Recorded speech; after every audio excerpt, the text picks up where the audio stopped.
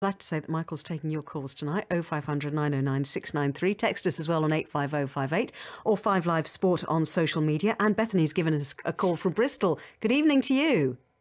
Good evening. Say hello to Michael. Hello, Michael. How are you? I'm good, Bethany. How are you? I'm really well, thank you, Michael. I'm just calling because I'm a sprinter myself. I do a T37 sprint. And I train and run for an athletic district club. And I just wanted to ask you, mental preparation and mental toughness. How do you prepare mentally for a race?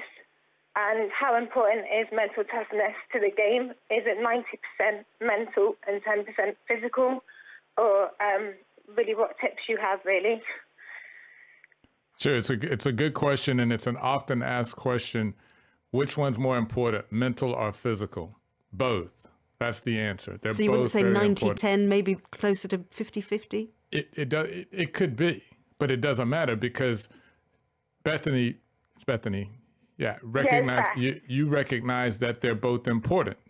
So as long as they're both important, then you want to be 100% proficient in both. And not worry about which one's more important, because you're not going to train more mental if you find out that it's 90%. You're going to still give everything you have to the physical training. So it's not so important as to which one is more, and trying to sort of divide up the pie. It's all about making sure that you are 100% effective in your physical training. So whatever it is that you feel you need to do from a physical training standpoint, giving everything you can to that. And then actually working on your mental preparation as well. And that takes understanding whether your issues might be dealing with the pressure, or whether your issues might be, needing to sort of get yourself elevated in terms of your approach and your mental approach to the game. Do you have a mental routine that you would go through before a big race? Yeah, it's different for every athlete. And what's important is that every athlete has to understand themselves, so that you can then understand what sort of mental approach you take to it. So a good example is, we see what Usain Bolt does when he's out on the starting line, right? All of the antics, playing up to the crowd and all of that sort of thing, right? I was the exact opposite in terms of my mentality when I got out on the track in those last, say, 10 minutes or so before you go into the competition. It's not that Usain Bolt isn't nervous. It's not that Usain Bolt doesn't care if he wins and that's why he's kind of playing with the crowd and whatnot.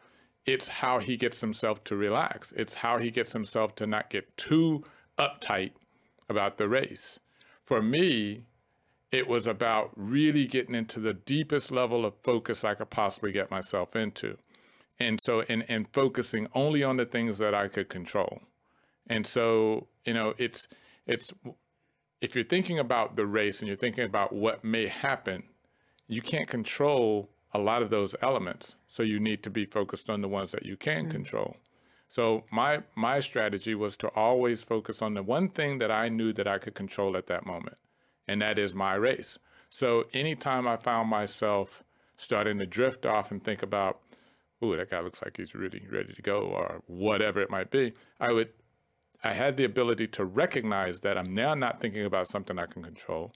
So obviously, if you tell yourself, don't think about that, then what are you going to think about? You're going to think about that.